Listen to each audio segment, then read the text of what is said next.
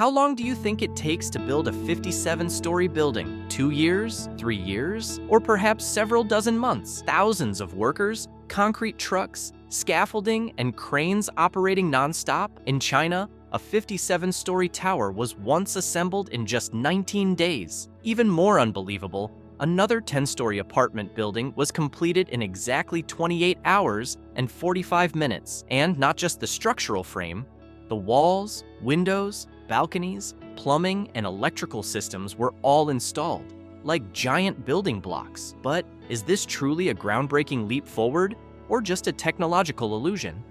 And if everything sounds so perfect, why does this construction method remain so controversial today, as we explore the modular housing and 3D printing revolution that is shaking the global construction industry? Project overview. But in reality, modular housing is not an entirely new idea. Decades ago, East Germany, the Soviet Union, and many European countries had already built large numbers of apartment buildings using prefabricated concrete panels to solve the housing crisis after the war. What China is doing today is not reinventing everything from zero. Instead, it is bringing an old construction principle into the 21st century. Lighter steel modules, more automated factories, stricter quality control, and assembly speeds so fast that they have become controversial. This movement raises a much bigger question. Will the future of construction still belong to traditional construction sites, or has it already moved into the factory? The man shaped by an earthquake. To understand why Broad Group rushed into this revolution, we have to go back to 2008, to the ruins of one of the most devastating earthquakes in Chinese history. Before that moment, Zhang Yue was not a name associated with the construction industry. Broad Group, the company he founded in the city of Changsha, was known as one of China's major HVAC system manufacturers. But on May 12, 2008, a massive earthquake measuring nearly magnitude 8 struck Sichuan, killing around 70,000 people. Schools, hospitals, and apartment buildings collapsed within seconds. Structures that were supposed to protect human lives suddenly turned into enormous piles of concrete, crushing the very people inside them. Zhang Yue looked at that disaster and asked what seemed like a simple question: why are we still building buildings this way? From that moment, he made a decision that many considered crazy. He shifted away from the air conditioning business and redirected his engineers, factories, and production lines toward a single goal: creating a housing system that could be manufactured inside factories, assembled at extremely high speed, rely less on wet concrete construction, and, most importantly, withstand destructive forces like earthquakes more effectively. Construction. Inside the factory, Zhang Yue's answer did not begin with building a larger construction site. It began with moving the construction site into the factory itself.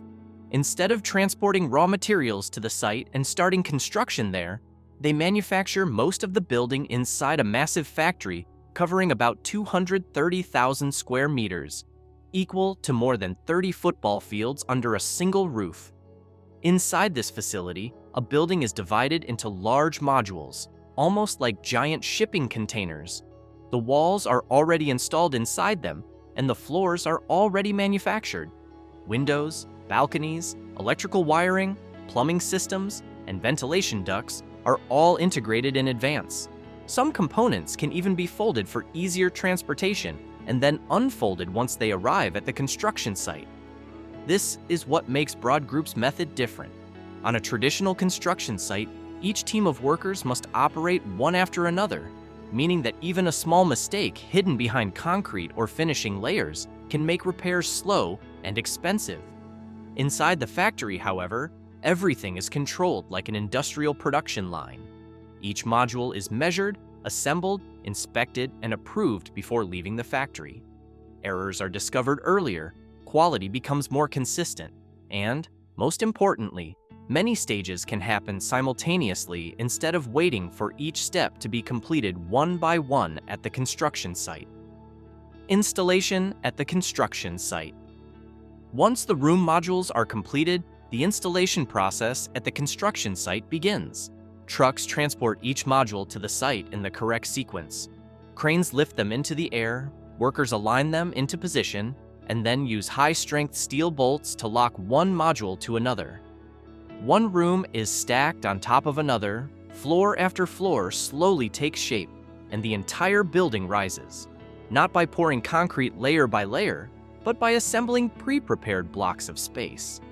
If traditional construction is like cooking a complicated meal outdoors, in the middle of wind and rain, where every ingredient must be prepared on site, then Broad Group operates more like an industrial kitchen.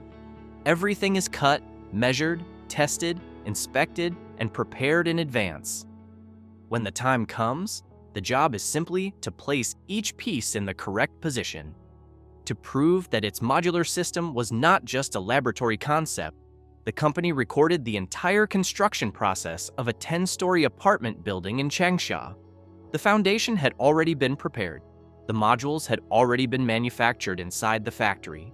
The moment the first truck entered the site, the clock started running. One by one, cranes lifted the modules off the trucks, raised them into the air, aligned them into place, and locked them together with steel bolts. The process repeated again and again. After 28 hours and 45 minutes, a 10-story building was standing on the ground. The time-lapse video quickly spread around the world. For many people, it was difficult to believe. A building had risen faster than the time many traditional construction sites need just to complete a single concrete floor. Some engineers called it the future of construction. Others were more skeptical, questioning whether it was simply a carefully prepared demonstration. Broad Group did not respond with arguments. It responded with an even larger project. The next development was Mini Sky City, a 57-story tower around 204 meters tall, containing hundreds of apartments, office spaces, and commercial areas inside. If built using traditional methods, a structure of this scale could take years to complete. But with the modular system, sections of the tower were manufactured in advance inside the factory and then transported to the site for assembly, like a vertical production line. The result was 57 floors completed in just 19 days. After that, Broad Group attracted even more attention with a 26-story residential tower assembled in a little over 5 days, using a construction crew of around 100 workers, a workforce small enough to fit onto just a few buses, yet capable of erecting a structure taller than most apartment buildings in many cities. Steel and the 1,000-year promise. But speed is only the most visible part of the story.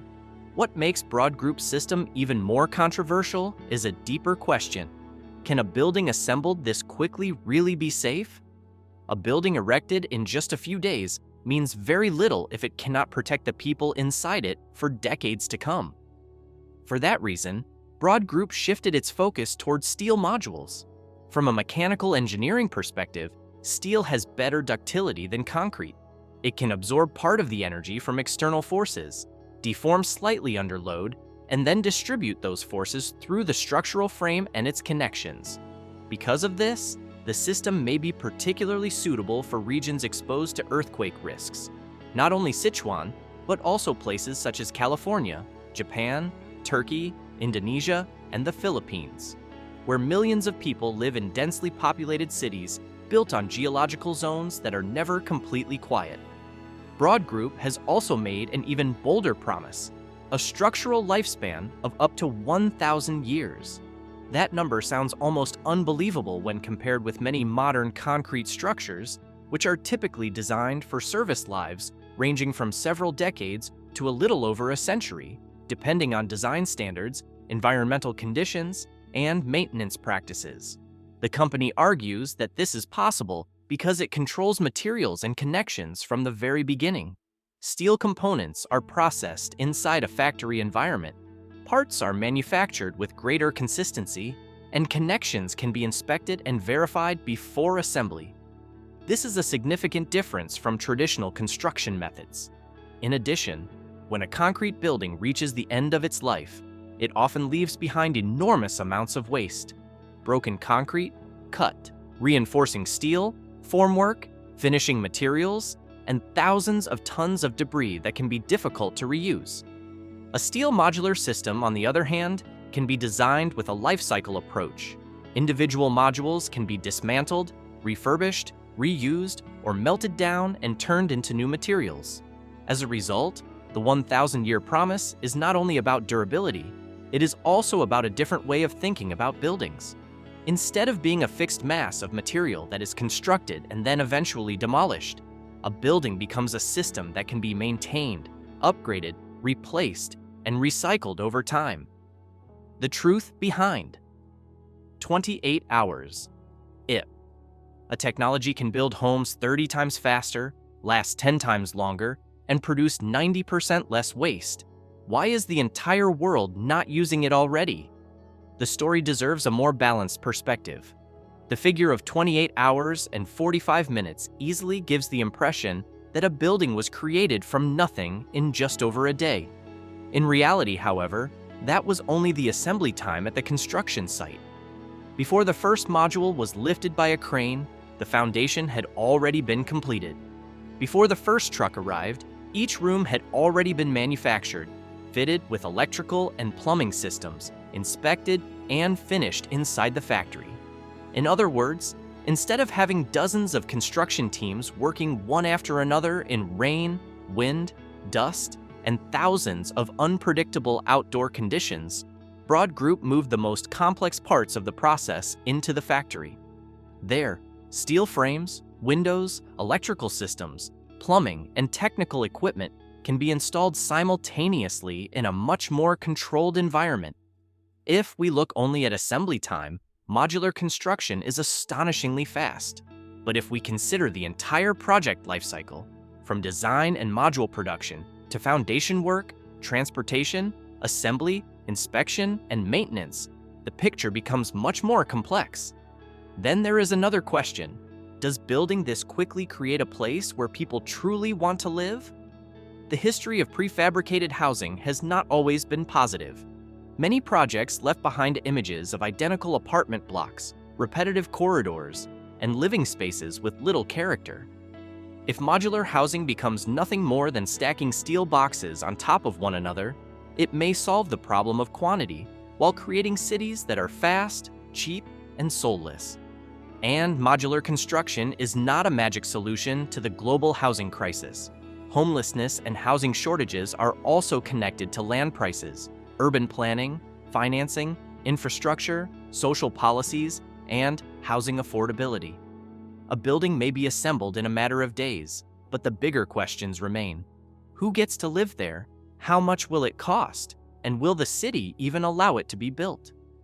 For that reason, the debate surrounding the famous 28-hour and 45-minute construction record does not make the technology any less impressive. If anything, it helps us understand what it truly represents. Broad Group did not create a miracle. What they did was change where construction happens, from a chaotic outdoor job site to a controlled factory production line. And perhaps that is the real revolution. 3D printed homes. However, modular housing is not the only path in China's new construction revolution. While Broad Group manufactures rooms inside factories and then assembles them like giant Lego blocks, another, even more ambitious technology is emerging: 3D printed housing. Instead of transporting completed modules to a construction site, this technology uses massive printers to create walls and building components layer by layer. The print head does not spray ink. Instead, it extrudes a mixture of fast-setting cement, crushed bricks, recycled aggregates, and reused construction materials. Guided by a digital design, the machine follows a programmed path, placing one layer on top of another until a complete wall appears. In theory, a building can be printed directly from digital data, reducing manual labor, shortening construction time, and making use of large amounts of construction waste. Companies such as Winsun have already demonstrated houses built using this technology, attracting attention around the world. However, 3D printing is not a perfect solution. A real home requires more than walls. It also needs foundations, roofs, electrical systems, plumbing, waterproofing, insulation, and compliance with numerous safety standards. Questions about long-term durability, earthquake resistance, and structural integration are still being studied. If broad group represents the idea of manufacturing rooms in a factory and assembling them on site, then 3D printing represents a different approach, turning digital designs directly into physical structures. Yet both technologies are asking the same question: will the future of construction still look like it does today? The future of construction. So, will steel modules or 3D printing completely replace concrete? The answer is not that simple. Concrete will not disappear overnight, because what keeps the construction industry tied to traditional methods is not just the material itself, but an entire system that has existed for more than a century. Building codes written around concrete and timber, established supply chains, traditional contractors, and concerns about jobs as construction sites require fewer workers, all create enormous resistance to change. Yet countries such as China, Singapore, the United Arab Emirates, and many others facing severe housing shortages have already begun pushing through that barrier. They are no longer asking whether these technologies should be adopted. Instead, they are asking how quickly they can be scaled. And now, a question for you. If a building could be assembled in 28 hours, withstand a major earthquake, and potentially last for centuries, would you be willing to live in it? Or would you still trust conventional concrete more? Let us know your answer in the comments below, and do not forget to like, share, as we continue exploring the technologies that are changing the world in ways few people ever imagined. See you in the next video.